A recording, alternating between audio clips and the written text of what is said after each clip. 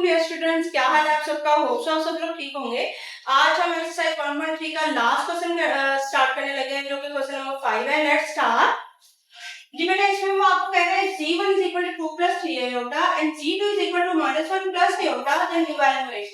आपने ये दोनों चीजें निकालनी है और ये g1 और g2 आपके पास मौजूद है। अगर आप नोट करो तो यहाँ पे भी g1 and g2 है और यहाँ पे भी g1 and g2 है, तो मतलब इनके दरमियान कोई साइन नहीं है, तो ये मल्टीप्लाई हो रहा है। सबसे पहले हम इसको जो है मल्टीप्लाई करेंगे। लेट्स स्टार्ट कि g1 की वैल्यू मेरे पास है जी 2 plus 3 iota एंड g2 की वैल्यू बेटा जी मेरे पास है जी -1 प्लस आयोटा।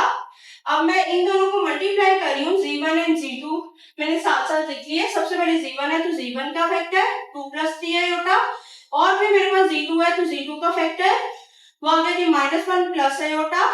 तो ये आपके पास यहाँ से फर्स्ट डिजिट 2, नेक्स्ट पूरा फैक्टर -1 प्लस आयोटा, फिर नेक्स्ट डिजिट प्लस 3 आयोटा आ गया, और नेक्स्ट पूरा फैक्टर आपके पास -1 प्लस आयोटा। मैंने क्या किया है, यहाँ से फर्स्ट डिजिट, नेक्स्ट पूरा फैक्टर, फिर नेक्स्ट डिजिट और नेक्स्ट पूरा फैक्टर, 2 को इन सब के साथ, फिर 3 आयोटा को इन सब के साथ। आगे मैं क्या कर रही हूँ, 2 को -1 के साथ किया तो 2 1 जा 2 और ये -2 आ जाएगा क्योंकि माइनस था, यहाँ पे प्लस था, प्लस माइनस माइनस। अब 2 को जब आयोटा के साथ किया तो 2 आयोटा आ गया मेरे पास सिंपल। फिर मैंने प्लस माइनस माइनस 3 आयोटा को 1 से किया तो 3 आयोटा आ गया, प्लस प्लस प्लस 3 आयोटा को जब मैंने आयोटा के साथ किया तो 3, एक आयोटा ये था, एक आयोटा ये था, तो ये आयोटा का स्क्वायर आ गया सिंपल। उसके बाद मैंने क्या किया है, -2 तो एज इट इज ही रहा। अगर आप देखें ये आयोटा वाली टर्म है और ये आयोटा वाली टर्म है, प्लस माइनस माइनस होगा तो माइनस, 3 में से 2 माइनस गया तो 1 बचा। अब यहाँ पे 1 आयोटा तो आ गया, जिसके साथ साइन कौन सा आएगा, ये पॉजिटिव का था, ये नेगेटिव का था। चूंकि बड़ी वैल्यू के साथ नेगेटिव का साइन था तो -1 आयोटा प्लस 3। अब आयोटा की स्क्वायर की आपने वैल्यू लगाई, वो क्या है आपके पास -1। मैं यहाँ साइड पे लिख भी देती हूँ कि मेरे पास आयोटा के स्क्वायर की वैल्यू होती है जी बेटा जी -1, जो कि मैंने यहाँ पे पुट कर दिया है। अब -2 माइनस आयोटा, -1 आयोटा लिखना है या माइनस आयोटा लिखना सेम ही बात है। उसके बाद प्लस माइनस माइनस, ये प्लस और ये माइनस, प्लस माइनस माइनस 3 1 जा 3। अब ये -2 और ये -3, अब इसके साथ तो ये आयोटा वाली फॉर्म तो नहीं ना है, मतलब ये दोनों ही रियल है, तो माइनस माइनस प्लस होता है, 2 में 3 प्लस करो तो 5, चूंकि बड़ी वैल्यू के साथ माइनस था तो -5 और यहाँ से -1 आयोटा।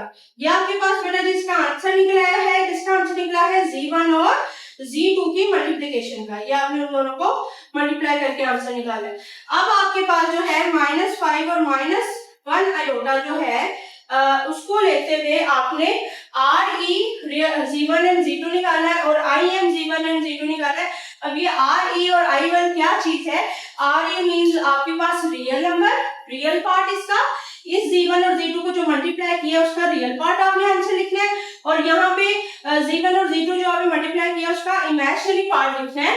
तो अगर आप देखें तो अगर मैं यहाँ पे सबसे पहले लिखूं टेकिंग रियल पार्ट, जब हमने रियल पार्ट लिया है g1 का और g2 का, वी है, अगर आप देखो ये आपके पास आंसर आ रहा था ना, ये पार्ट रियल था जिसके साथ आयोटा नहीं है, और जिसके साथ आयोटा है वो कौन सा पार्ट है, इमेजिनरी। तो रियल पार्ट का निकलेगा -5। जब हमने रियल पार्ट लिया है तो वो आपके पास निकला है आंसर -5, और जब आपने यहाँ पे इसी तरह मैं लिखूंगी टेकिंग इमेजिनरी पार्ट, क्योंकि ये इमेजिनरी पार्ट होता है ना, इमेजिनरी पार्ट वही है। अब जब आपने इस g1 और g2 का आपने इमेजिनरी पार्ट लिया है तो वो आयोटा के साथ वाली वैल्यू होती है, जो कि आपके पास क्या आ रही है, -1। तो आपके पास इसका आंसर क्या आ जाएगा, -1, और इसका आंसर आपके पास क्या था, -5। ये आपके पास बेटा जो है क्वेश्चन नंबर 5 कंप्लीट हो गया है।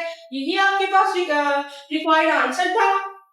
आज के लिए इतना ही। मजीद आपको कोई क्वेश्चन है, कोई क्यूरी है तो आप मुझसे कमेंट बॉक्स में पूछ सकते हैं। अगर मेरी वीडियोस आपको अच्छी लग रही हैं तो मेरा चैनल जरूर सब्सक्राइब कर लीजिएगा। आज आपकी 1.3 जो है वो कंप्लीट हो गया है।